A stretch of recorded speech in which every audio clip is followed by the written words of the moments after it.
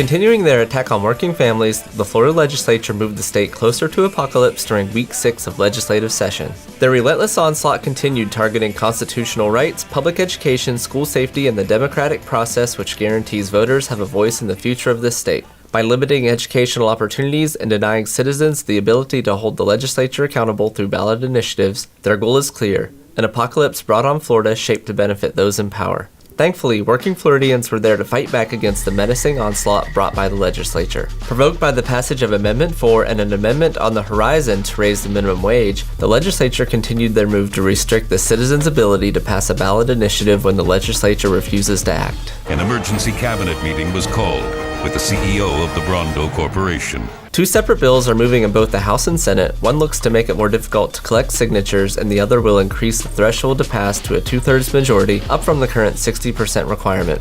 In response to the minimum wage increase over a decade ago, the legislature placed an item on the ballot that would require future initiatives to receive at least 60% of the popular vote. This initiative passed with only 57%, making it more difficult to pass future amendments and ensuring the ones in power making the decisions, not the voters. It's clear that people are far too emotional right now to make a rational decision. We'll plan an election when the time is right. Unfortunately, the legislature thought this still gave too much power to the voters and have introduced House Bill 57, which would increase the threshold to a 2/3 vote. This is about ensuring the tyranny of the minority, where a small group of people in this state will ever keep Florida from making fundamental changes to benefit the people and their families. I cannot agree that we should make it harder at this point in our state's history for citizens to have a real and effective voice in our government.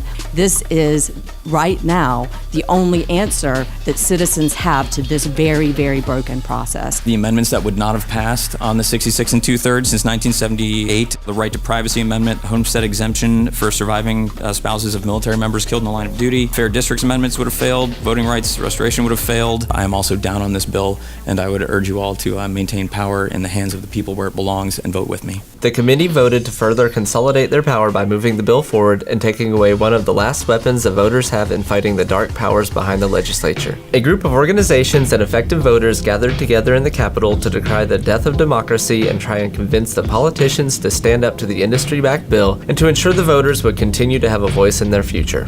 It is fundamentally undermines the freedom of speech for citizens to engage in the political process and demonstrate their collective will on legislative institutions. I'm a Republican and I'm a worker. I think all of our voices should be heard. This bill is going to take away all of the principles for democracy that we have.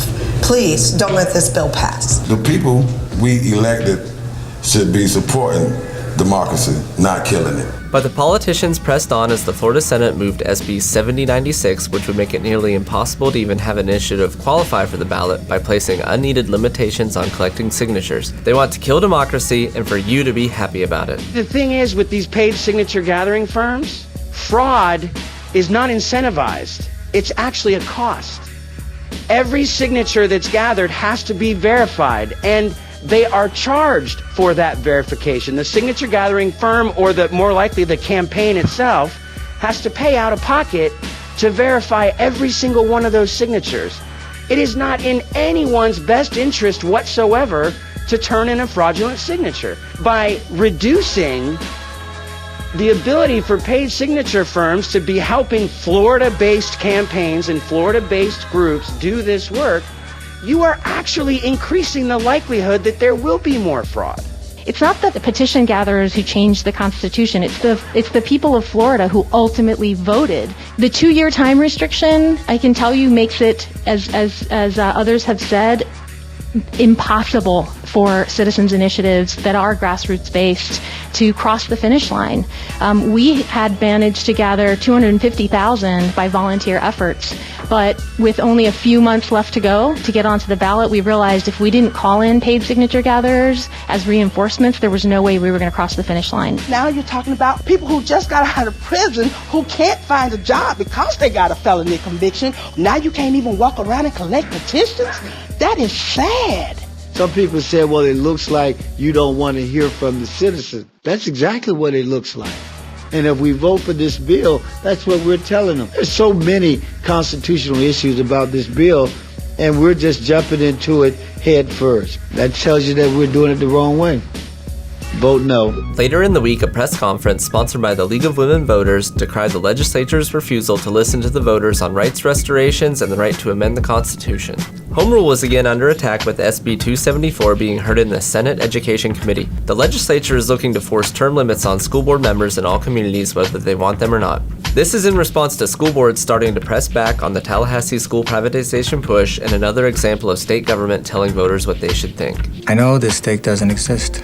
I know that the Matrix is telling my brain that it is juicy and delicious. This bill could be easily amended to put a question on the Constitution to change Florida's Constitution to state term limits may be enacted by local referenda in all of our 67 counties. You could do that today.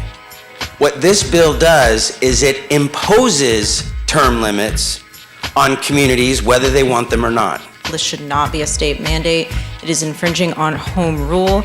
Just as we do not want, as the state of Florida, for the federal government to come in and tell us how we should run things, we at the League of Women Voters do not believe that the state should be overseeing the government regulation within our counties and municipalities. If they would like term limits, they can do that for themselves, but it is them, the local government, who's closest to the people, to the voters, who should make that choice. Disregarding the voters who voiced their opinion for local regulation, the committee sided with the big money funded out-of-state organizations pushing for a one-size-fits-all solution for Florida's public education system. Florida's apprenticeship programs are a vital part of our overall education system and ensure that we have the skilled workforce we need for the future. The Florida Building and Construction trades are on hand at the Capitol to show the legislature the possibilities proper training and qualified workers can bring. We're here for Apprenticeship Day. We're educating our legislators and all the visitors on apprenticeship and what the benefits are of the apprenticeship program. There's a great opportunity for someone to learn a trade, get paid while they're doing it, have a retirement, good benefits. The biggest thing is it's free. When you're done, you don't owe a big college bill. It's a wonderful opportunity that I think a lot of people don't even realize is out there. Not satisfied by denying teachers and educational professionals the salary they deserve and refusing to fund essential services such as mental health assistance and trained, dedicated resource officers, the legislature again voted in favor of the quick, cheap, and unsafe fix of arming teachers. Compelling testimony by concerned teachers, students, parents, and citizens was not enough to sway the committee to support common sense. I never wanted to be a police officer. If I wanted to be a police officer, I would have had better pay and better benefits. Classroom teachers already are surrogate parents. We're guidance counselors. We are schedulers. I help kids get through college applications. And that's the stuff that I want to do. I don't want to carry a gun, and I don't want my colleagues to carry guns. I was a military police officer. I am that veteran teacher that many senators were talking about. I'm also the classroom teacher that has no interest in carrying a weapon. I can't count the number of hours I had with firearm training. I know it's a lot more than 144. It's not mandatory. People are volunteering for it. My 6-year-old son, Eli, has no say. There have been effects of the bill that we passed last year that have hit close to home. And I really hope that I'm wrong. I hope that we're all wrong, and I hope that ultimately it will be a lot more good that comes from this than bad. But I firmly believe that our kids' lives should be protected by more than just hope. And for that reason, I can't vote for this bill today. Even the impassioned pleas of fellow senators couldn't stop SB 7030 from moving forward as the committee voted to pass the bill favorably. The legislature's relentless, industry-driven attack on working families would have deterred most people from fighting on, allowing them to push their apocalyptic legislation forward. Fortunately, the activists who joined the Working Family Lobby Corps are not most people and forcefully met their attack.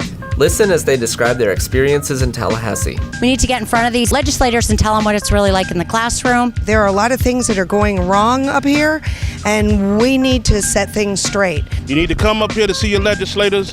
Let them know, let your voice be heard. Coming up here this week to learn more about what our lawmakers make decisions on, and we as a group need to come back more. This is a life-changing experience. It's not my first time here, but this is a time that I will remember. We need to make sure we come out to support the legislators who support working families. We need to get the word out. We need to get people up here. We need to get people in those committee meetings. You should come up to experience this and have your voice heard. As legislative session moves past the halfway point, many of the fights we have had since the first committee meetings are coming to a head. The terrible legislation we have been battling for weeks will begin having final votes, and it is imperative that we have all hands on deck during this time. That means we need you to join us in the Working Family Lobby Corps. Organized labor is the strongest force fighting for good in Tallahassee, but we are only as strong as the people who we have joining us, so make your plans now to help make a difference. Solidarity.